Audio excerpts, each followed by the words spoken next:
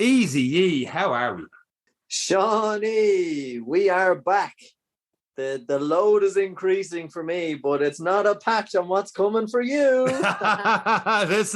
We are close to the big one of the big goals.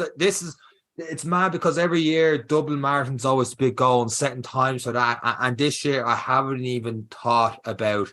I genuinely haven't even set that exact goal. This time last year I knew 3:30 Dublin. I've always known.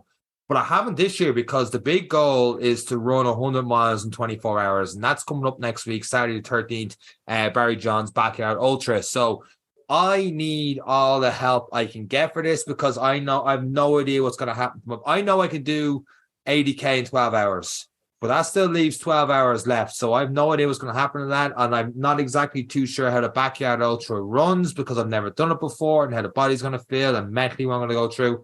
So I've asked for some help for this week's episode of the podcast. Yeah, we've had great guests, but one of my local favorites is Dara, and Dara is back. It's always a good show and a great listen when Dara is back on. He's one of the few guests that when he comes on, I just actually get cozy and just listen. It's absolutely brilliant. I'm so glad he's back on this week.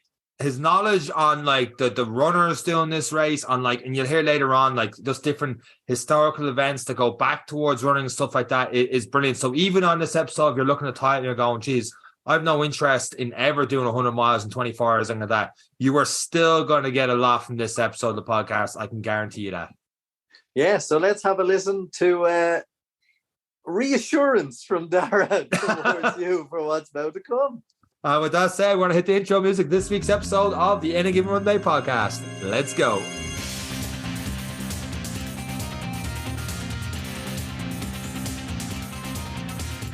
So this week on the Any Given Runday Podcast, we've got a returning guest. And you know what? I was going to build this guy up because he's the first and only person we know has the fastest known time for going from one end of the Barrow Way to the other. He's done the Wicklow Way 130K. He's done a Backyard Ultra before, and he's done all these other things. But I'm not going to give a big intro because when we logged on the Zoom, the first thing that popped up on the screen was Seán will DNF. So, Dara, I suppose, welcome back to the Any Given Runday Podcast. Yeah, thanks very much. Couldn't resist it. It's great to catch up with you again. And obviously the name was inspired from listening to your most recent podcast. And I know Eric just like have a couple of digs over the Art O'Neill, but I'll be DNFing with you if that makes it any better, because there's only one winner in a backyard and everybody else DNFs. So I heard there's 116 people doing this from 11 different countries. And the thing is with the DNF, in case people don't know, is that you keep going until one person does one lap. So we could have either 115 or even 116 DNFs if two people do a last lap together and they can't do a previous one from there. Yeah, that's pretty much it. And in fact, last year in the kind of the World Backyard Championships, the new world record was set by two Belgian guys who went 101 hours, and they both quit together, shook hands. Neither wanted to beat the other, so they both DNF'd. That's unbelievable. I saw that. Is that what they did, like 45, 46 minutes, and they just kept that pace most of the way or not all the way through, and then just like shook hands? That's bananas to me. And apparently not only did they shake hands, but they then went back and helped clean up the entire area and pack up everything. They had that engine in their lap in them. So, yes, the politeness of our continental counterparts. As long as they don't turn up on Saturday week, I'm happy with that. Dara, sometimes when we have people on the podcast, we've two ways to do something with a guest on the podcast. We either have myself and Eric a list of questions each, one of us a list of questions to ask you, or we ask one question and it goes from there. You are definitely going to be the latter in this podcast, because the one question is, how do you do 100 miles in 24 hours in Backyard Ultra? What is your advice? Actually, I was thinking about that, and I wrote down a couple of things that I suppose maybe they're of interest, but they'll definitely be of interest to you, right?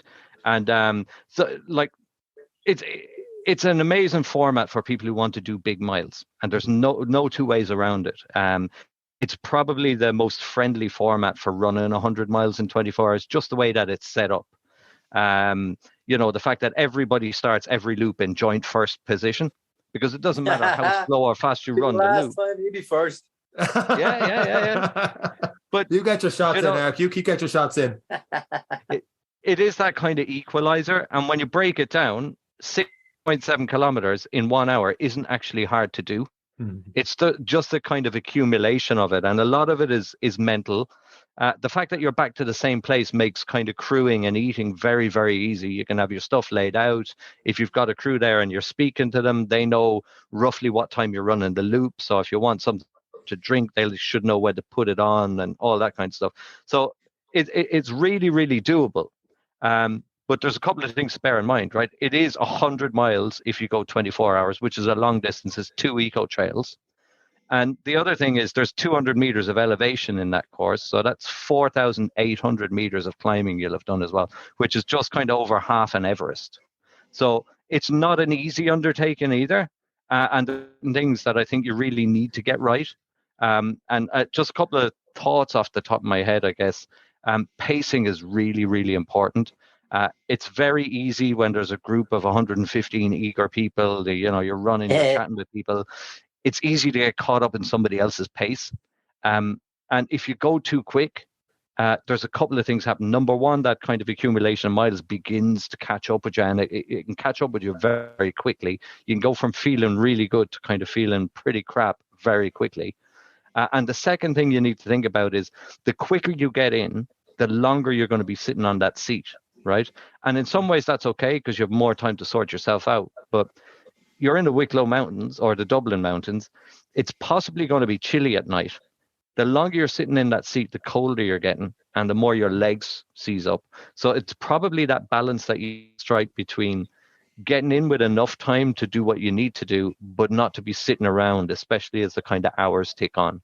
So that pacing is really important, and you'll probably start identifying certain points in the course that you know what time you should be hitting those at. I should be hitting that at 10 minutes. I should be hitting that at 20 minutes. And picking your walking points as well, especially with a lot of kind of hills. It's a bit easier on hilly courses because you know automatically where to walk. On flatter ones, it can be a little bit more difficult. But get those walks in and stick to your time consistently. You may find, if you need to go to the toilet or something like that, you may find that you need to do a quicker loop because it's really, really strict. If you are not at that starting line on the dot of the hour, you are gone, right? If you're 5 seconds late, you're gone. You need to be in the starting corral, ready to go at the dot, or you're gone. And they'll show no mercy with that as well. It's a kind of standing rule of it. So that kind of timing thing is really, really important. I don't know if that makes sense to you. 100%. Just based off that, you're going, obviously 24 hours, long time. Did any stage when you're going through the night, did you think if I get back a little bit quicker, I might get like a 8-10 minutes shut eye with the legs up and that kind of thing? Did you do that, or did you go straight through without thinking about getting sleep or afraid you get sleep? You'll either miss that time or you'd be too groggy, or what way did you approach it, and would you change it? So I did two. I did the first one last August, right? And then I did one in February as well, which was up in Florida Manor. So the North have these really great exotic sounding places, and you get there and it's just a lie because it's always freezing, right? So Florida Manor is nothing like Florida, and Florence Court is nothing like anywhere in Italy either. But I didn't like. I've always been. I enjoy running through the night. I get a bit of a buzz from it, and I don't tend to feel tired. So I think I did 24 hours on the first one. I went out on loop 6 in February. And on both times I was kicking myself afterwards, which is really something else I'll speak to you. Yeah. I did a couple of quick laps, but it's because I needed to go to the Portaloo, right? And I prefer to get in, go to the toilet, and then have time rather than. Now, most courses have toilets either side of the starting corral as well. So you can come in and you go to the toilet, or you can start a loop and go and make the time up. But, sometimes you don't want to be chasing time either. So that was the only time I went quicker, and I was running maybe kind of 43, 44 minute loops on that. Every other time I was in and around kind of 52, 53 minutes, and I was trying to stick to that. If you go kind of further in, do you want to get a bit of shy? Possibly. Like, I'd imagine if you're hitting that kind of 36, 40 hours, you're going to try and need to get some kind of nap on the seat. And again, you're always going to have a trade-off, right? Because you got a certain amount of energy. Do you use that energy to try and get a nap and maybe repay more energy than you used? Or do you keep going? And I think everybody's a bit different on that, you know. Makes sense. I think really important as well is non-negotiables, right? You probably have to set some non-negotiables, some rules. And some of the ones from speaking to runners that kind of do this a lot and are pretty good at it. Some people set a non-negotiable like, I'm not going to quit at nighttime. So no matter what happens, I'll make it through the night. I'll wait until it's kind of bright and I'll make my decisions as to whether I stop then. Just because you can view, you know, when the sun comes up, you can get a bit of a burst of energy. Other things, don't quit on your seat, right? If you are on your seat and you're back and you've made your loop, no matter what happens, get up, walk to that corral and start the next loop. So I guess kind of my saying is always to myself, quit on your feet and not in your seat. If you're going to go out because you're timed out and you can't make the loop in an hour. Don't go out because you couldn't be arsed getting up off your seat and then kick yourself the whole way because you know you could have done another loop. Because every loop is only 6.7 kilometers and you still have a full hour to make it. So most often it's in your head. And when I was thinking about your goal, one of the challenges I give to you is your goal really 24 hours? Because if your goal is really 24 hours, I can almost guarantee that as soon as you hit that 24th loop, you're going to quit.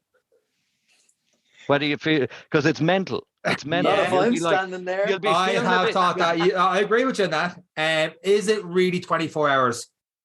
No, because I don't know what my body is capable of. But I've had the amount of, you know yourself when you're running, you're thinking about it. It's like, what happens 24 hours? It's like, okay, 24 hours, you give one more. It's always been thought process. And I didn't want to say it in the podcast, but it would be. If I get 24, it'd be like, right, one more. Let's make sure it wasn't, you know, a lucky 24 or say that and you quit and you're done. And see where the legs are at from there is the goal. I've been pessimistic by saying that in the podcast just because 24 itself is a very, very daunting task that like when I did the Eco Trail, I didn't do a great time on that. Like I finished 11 hours, 24 minutes. And that is almost the equivalent of halfway in terms of time and distance that I would do if I did it doing a backyard ultra. And like my legs weren't able for much more that time. Like I spent that night in the pub for his 30th and I was just sitting there not doing a whole hell of a lot. So I'm like, Jesus, could I have gone out and done another 80K? And if you ask me then, it's like, no, I don't think I could have done another. Like I was that sore that I remember when I did that, one of my mates was joking with me. He was like, kind of like what Eric did me for the 4:48. He was saying that, you know, well, not just do the extra 4K and say you did your double marathon distance or whatever it was. I was like, you know what, I'm going to do 80K and then I'll come back and get that extra 4K. And I can't remember why it was 4K. It was reason 84 or something. But anyway, or was it two? I can't remember what it was. Two marathons, I think. Two marathons. Yeah, sorry. It is two marathons. So it was like two marathons in. But when I got back to the house, like I could barely move and like I could barely finish my food. I wasn't even that hungry. And I was like, well, there's no way I'm getting 4K in now. I'm totally done. So with that in my mind, I'm like, I don't know if I can do 24. But you are right. 24 is not 24. If I walk away saying I got 24, I'd be delighted. But I want the mindset when I get to 24 thinking, now what? Yeah, it's one of those things, you know, I'm into that kind of behavioral stuff. And I think that things like, you know, it's an arbitrary number, right? It's attractive because it's a round number. It's 100 miles. Yeah. Yeah. But really, it doesn't mean anything other than the fact that you just happen to pick that as the goal. And the first backyard that I did, there were like 9 people finished 24 hours, right? 3 people started 25. And the winner took it on 27. And I was going home kicking myself because I went up there with the mindset of saying, I want to do 100 miles in 24 hours. And because I was feeling a bit tired and was thinking about the drive home, when I was done, I was like, okay, I'm done. There's still 8 or 9 people. And next thing I looked up and only 3 of them were gone off. And one of them turned straight back.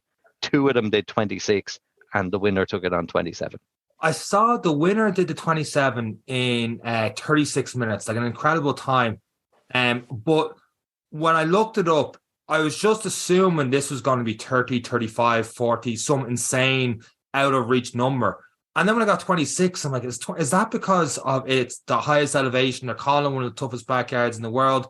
Or was it a case of you had a lot of people doing it going 24 hours? Like, are you expecting the winner this time going a lot more than 26, 27 laps? Or are you expecting a similar thing? Or have you even thought about that?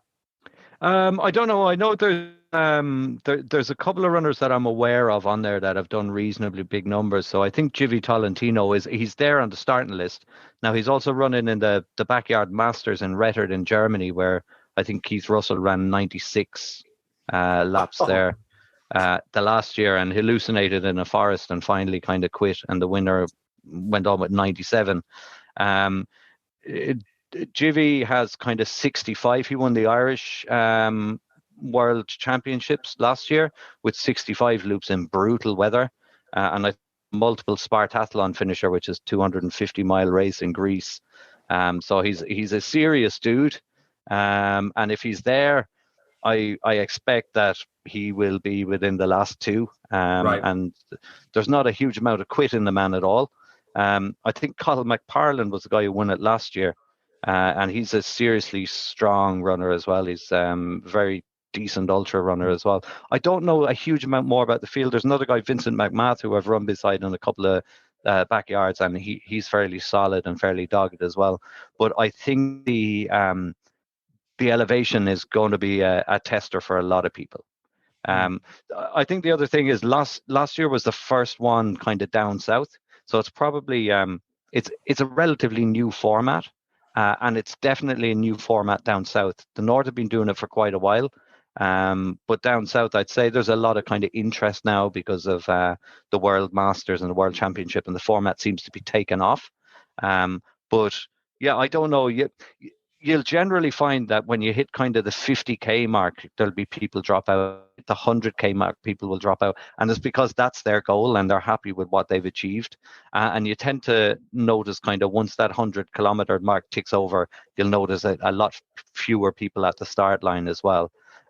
So yeah, I think it's going to be interesting, and there's always a few dark horses that nobody's really kind of heard of that just kind of bust numbers out of it from nowhere as well. So I think it'll definitely be interesting, you know. And any other bits? I'm just kind of thinking, you've given us great insights into the goals, into the mentality of it, the psychology of it. And that's, let's be honest, the biggest player. The body will do what the body's going to do, but mentally you can keep going. How does Seán set up a plan? Okay, he has his individuals, but how do you set up a plan for food? How do you set up a rent? Like, don't sit in the chair more than 5 minutes. Don't walk backwards towards the toilet. You know, like, is there certain little snippets that he can go, listen, no more than 6 minutes, just based on your experience, that are going to get him through to at least a 24? Yeah, I think some of that is a real personal question, because everybody's different, especially with fueling, right? But you know, you're going to go from feeling really great and having kind of great time and great chats with people and feeling kind of brilliant about being part of this, especially at the start. There's a great buzz. It will definitely suck at some stage, but the suck will pass, because it never kind of always gets worse. So if you can tell yourself that and say, listen, if I can just push through, do another lap, get back, eat something, get my head right, do another lap, you'll eventually find that you'll kind of push through that. How much you want to push through it, I think, is the thing. You need probably to start eating and drinking small amounts right from the very first lap, because you don't want to find yourself in a position where you're trying to kind of overeat to catch up on calories. And you know, because you're not going extremely fast, it's quite easy to maintain on top of your fueling if you start right from the start. It's kind of when you burn calories and you leave a few loops without eating anything, and then your body starts kind of crashing. So I would say you probably have to pack for all eventualities. You need some sweet stuff, you need some savory stuff, you probably want some hot stuff. You know, depending on how strong your body clock is, you probably want something that feels a bit breakfasty, even a cup of coffee or something when the sunrise is coming up. You might want to eat something warm at nighttime, a pot noodle or something like that. The rest of the times you might just be kind of grazing. What I eat a lot of sandwiches that I wouldn't normally eat if I was kind of in the Wicklow Way, something like that, because you tend not to kind of have time. You're looking for fast stuff, but you have a little bit more time to sit down at a table. So I mean, the things that you normally like to eat, they're the kind of things that I'd bring. And then you've got plenty of kind of sugary stuff that you can have a bit of a sugar hit with. Things like Red Bull or caffeinated drinks might give you a bit of a boost through the evening. And then I wouldn't underestimate water. Like, there's an awful lot of people that I've met that drink a lot of Tailwind, drink a lot of kind of electrolytes and neglect the water. And you find soon that kind of your stomach can begin to kind of bog up a bit if you're constantly drinking Tailwind and constantly drinking electrolytes. I mean, 6.7 kilometers in an hour isn't tremendously fatiguing on the body. You don't need to be drinking electrolytes all the time or Tailwind all the time when you're eating solid food as well. So sometimes a bit of water just kind of helps settle things down. So that's definitely kind of that selection of stuff. And the other thing is, speak to your crew. If you're going to do a fast lap because you need to go to the toilet, tell them. Say, look, I want to come in 48 minutes. Will you have a cup of coffee? Because there's nothing a bit more frustrating than really looking forward to something and you get in and it's too hot and you can't drink or eat, and next thing the whistles are going and you're like, oh crap, I've got to get back out. And then kind of you're a bit thrown out of sorts because you didn't get what you want.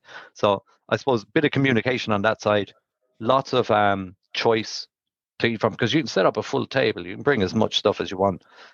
Something warm that's easy just to pull over you when you're sitting in the seat at nighttime, because you don't want to be kind of shivering and not being able to get warm, but you don't necessarily want to have to be kind of stripping tight clothes off either when you hear the whistle going. So something nice and kind of loose and warm that you can just bung on you.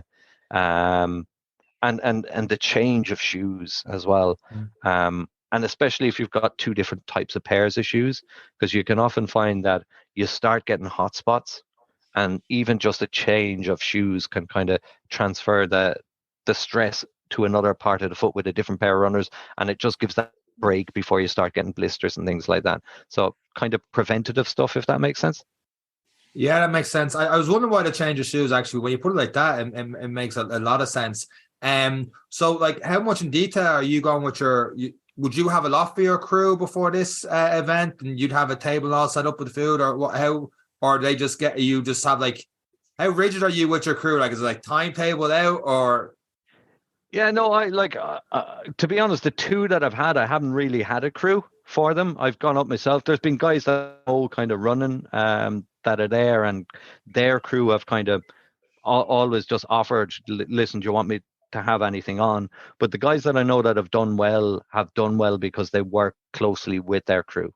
I just can't find anybody who'll tolerate me for long enough to actually want to crew with me for 24 hours. So I do have a crew coming up for this one. Good. Just wondering at what point Seán's going to ask me if I'm free for 24 hours in a week or two. Oh, well, if you stick around when we hit the stop button on the podcast. I know your missus isn't going to do it anyway, so what are you going to do, Seán? She said she's dropped me off. She'd pick me up at 24 hours and I better still be running. Yeah. No, you're not coming home. Yeah, my wife has the same thing. She's like, she already regrets that she married an idiot. She's not going to facilitate my idiocy any further. Like, and then just asking for someone who may or may not be on the crew. I'm guessing I'll have a lovely big warm tent that I can be honking while you're all out running. Yeah, and look, to be honest, there's a really good atmosphere at them. So there's constantly music playing. There's constantly crack going on at kind of start-finish corral. And because it's not like 130 or 150k ultra where people have to drive and meet at checkpoints, all the crew are kind of hanging around together with 55 minutes of time every hour to kill, and there's generally a good bit of crack just in the camp themselves. A few people are trying to think about writing a list of different things you can do in 52 minutes. Just sell them to the crew of other ultra runners. 101 things to do in 52 minutes.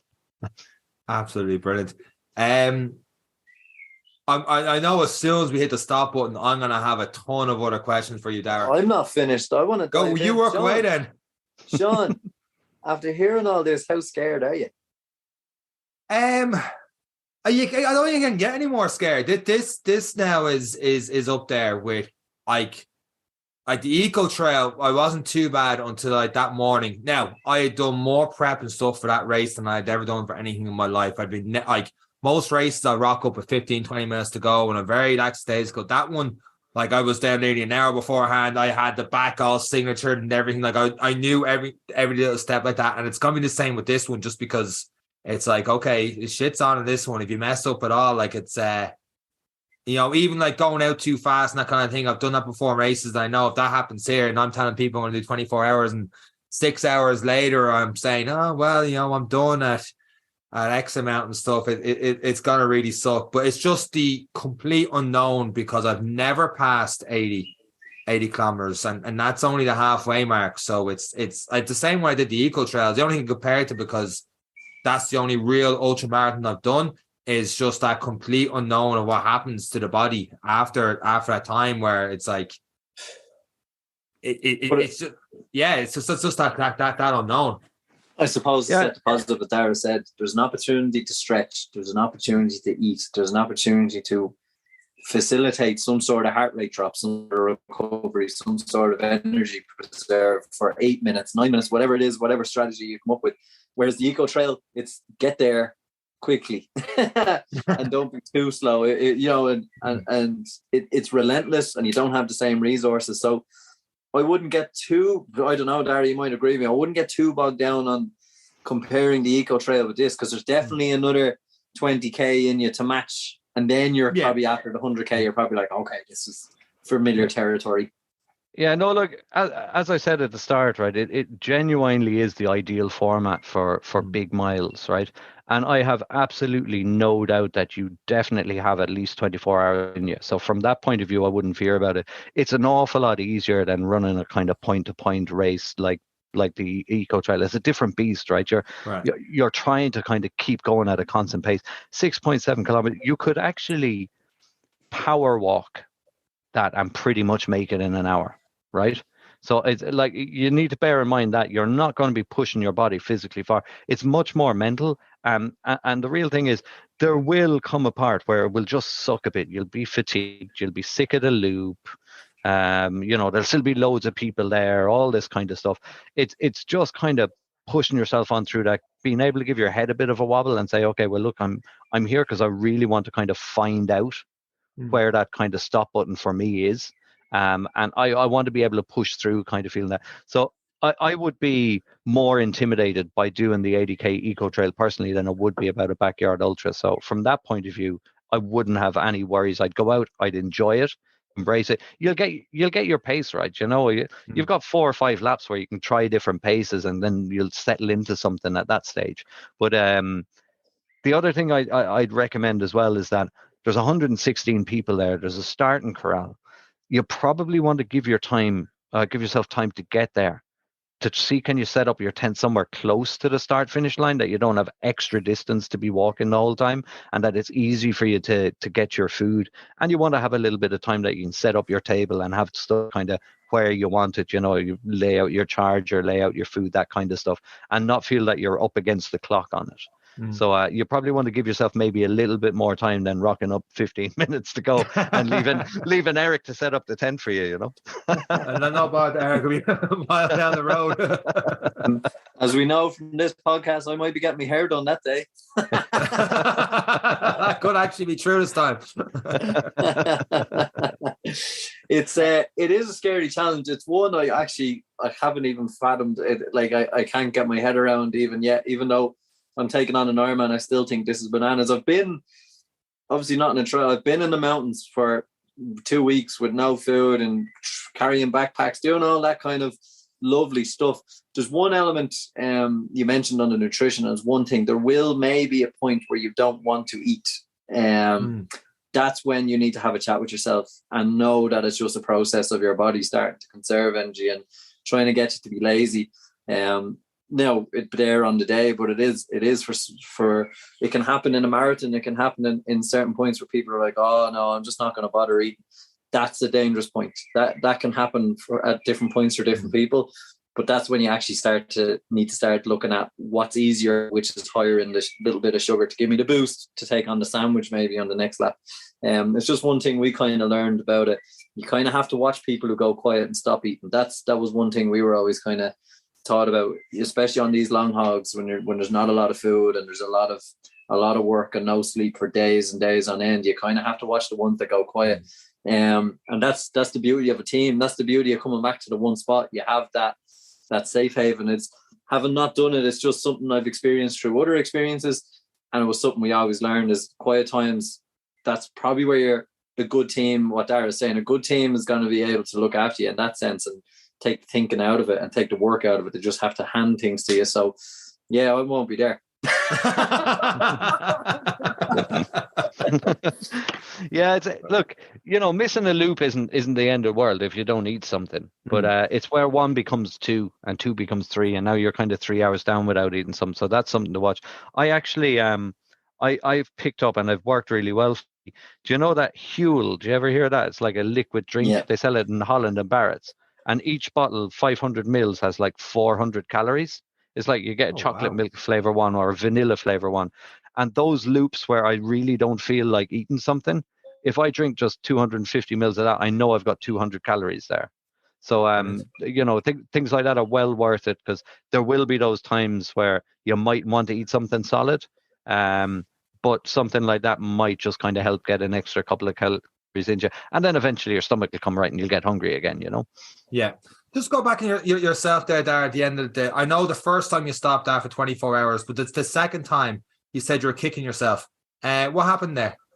The second time I went through a period that I was really kind of rocky, rough ground, and the first pair of runners I had were just, my feet just started hurting, the soles of my feet and the top of my feet, and I kind of changed at that stage, and my feet were fine again. I had a little bit of a knee niggle, and the loop was a loop where it kind of came very close to the start-finish line. Then you had to go past it and go off on the other half of the loop.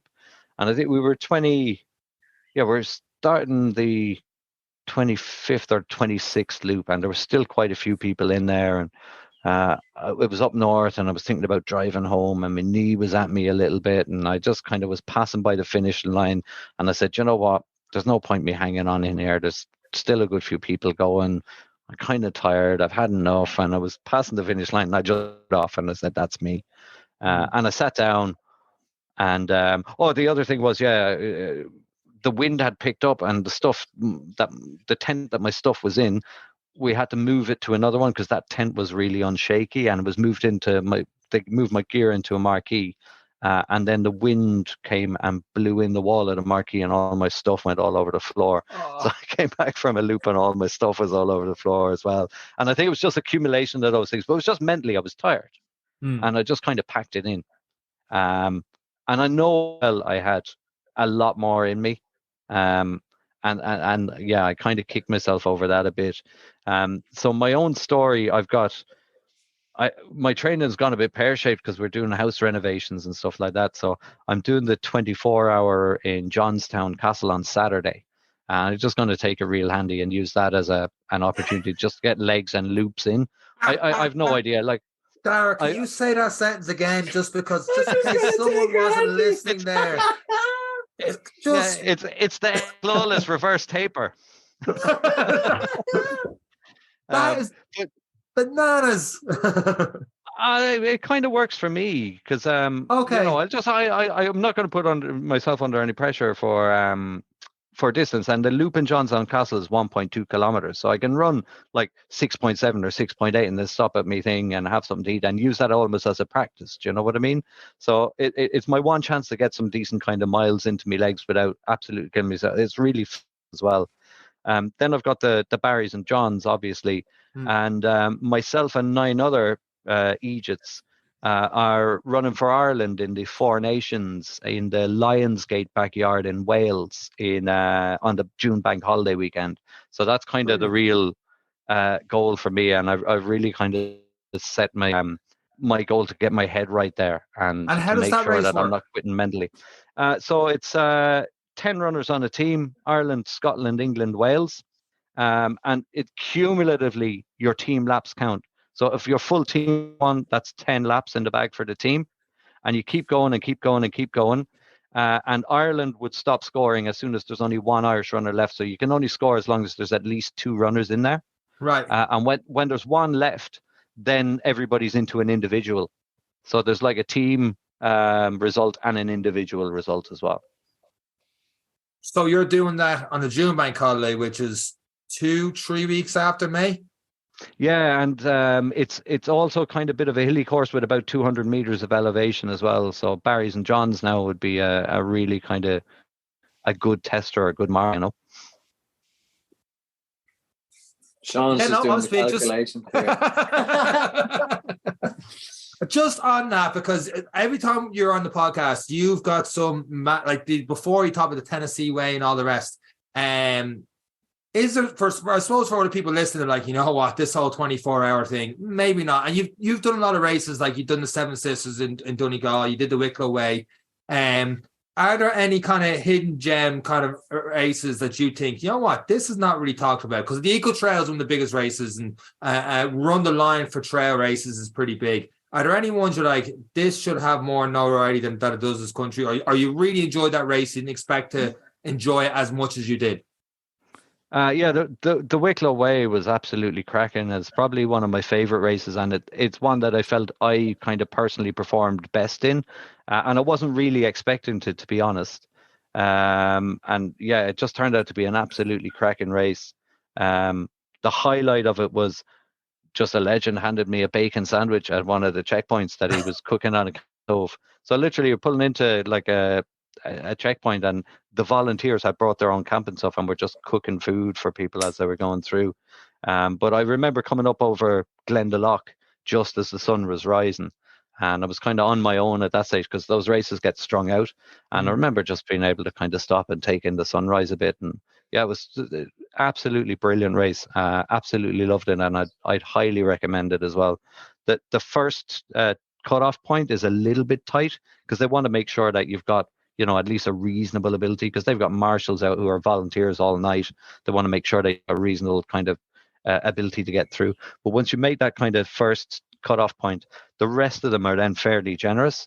And it's the kind of race, you got 21 hours to do it. So you don't have to kill yourself, but it's a really nice challenge and beautiful scenery. So yeah, that's absolutely one that I'd fully recommend. Yeah. Unbelievable.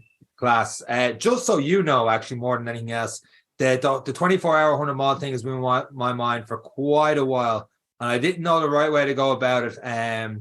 So part of me was going to go to Johnstown Castle originally and do it, and then I was talking to you, and you were like, if you want to do this, just do a Backyard Ultra. I'm like, 24-hour, that race against the clock. You're like, no, this is your way to do it, is doing a Backyard Ultra. So I signed up to this just thinking that all Backyard Ultras were going to be nice and flat and stuff. And then I looked into it like months later. It was like the highest one in Ireland, you know, one of the toughest in the world. And I saw the taglines, and then the winner only did 26 laps. And I thought they would have done 50. I'm like, oh my God, the winner only did 26 laps. And I've heard people doing, 50 and world record being 100. I'm like, what am I after doing? Now, I didn't do my own homework on it, but yeah, you have to remember though, right? As I said, that was the first one ever down south, and the field wasn't particularly big, and it was actually one of the northern runners won it, and you can only go one more lap on your own.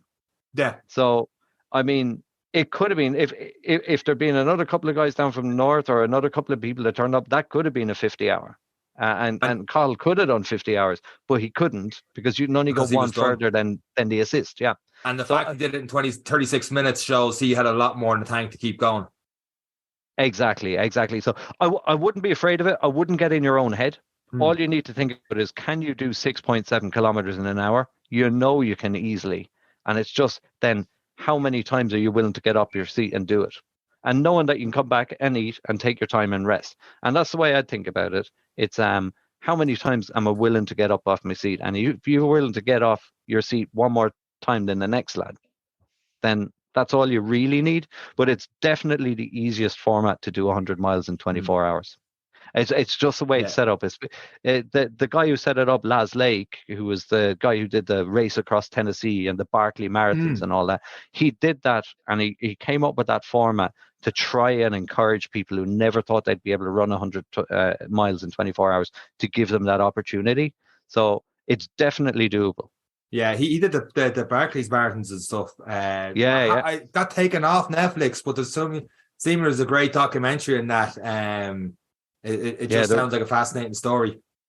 Yeah, it's I think 3 people finished it this year. There'd only been 15 finishers in 20 odd years, and 3 people finished it this year. One of the Belgians actually that did really well in the ultra, the Backyard Ultra was one of them. Yeah. So yeah, I think it's called A Race That Eats Its Own Young, something like that. It's something mad like that. Yeah, like only a certain amount finish. And see me like the comments when the 3 finishes, like, oh, he's gonna be back next year, making that event so much harder, so no one make it even worse. Like, yeah, exactly. Well, I remember listening to an interview with him, and he said he feels sorry for the people who finish it, because the whole idea is he wanted to set up a race where everybody who entered would find their limit and go, okay, that is my limit, I'm done. And he said if you finish it, you never find that limit. So that's his point. He said, I kind of feel sorry for him. At least everybody else knows how far they can push themselves. These guys never know. I don't know if I ever want to get to that level. But the funny story is behind it. I'm afraid it's telling in case I get it wrong. I think it was like Martin Luther King's killer or something like that escaped prison. I think it was him. And yeah, it was James Earl Ray. Yeah. Yes, and he only got like 12 miles or something in like 24 hours or something. And your man was like, I do a lot more than that. Like, and I can't remember exactly way he phrased that, and that's how the whole backyard came from. Yeah, so apparently the worst thing about it is the terrain is absolutely brutal. It's in a place called Frozen Head National Park, and the penitentiary there I think is called Brushy State Penitentiary or Brushy Park Penitentiary, and that's where he escaped. I think he only made 6 or 7 miles in like 22 hours. And that it's on that terrain, like there's big thorns, there's kind of massive climbs. It goes from being roasting hot to freezing cold, as in you get to the water tower halfway and the water in it is frozen, all that kind of stuff. So I think it's just particularly brutal that way. And I think that's what gets people. It's just kind of, apparently it's only about a marathon distance each loop, that you have to do kind of 4 loops. Yeah. But it's just kind of that terrain. Jeez. And then you have no GPS. So I think he gives everybody like a digital Casio watch so you can tell the time, and that's it. That was like Seán doing the old Art O'Neill. Oh, right. Oh, no, bombshell. For the things that get thrown at me again, Dara, that is a ton of information. Thank you very much. And it's one of those episodes where I got a lot from it. So people listening didn't get a lot from it. I got a lot from it, so I'm very happy out. We've had triathlons and stuff on the previous weeks, and sure, I can't swim, so it's been useless to me. I know it hasn't been useless, it's been great, but this one particularly great. Dara, thank you very much. Entertaining as always. A lot of history facts there as always as well, and definitely the Wicklow Way there. I'm kind of looking at that in that race now, I'm not going to lie to you. So thank you very much for that. Eric, anything else to add before we wrap this one up? DNF.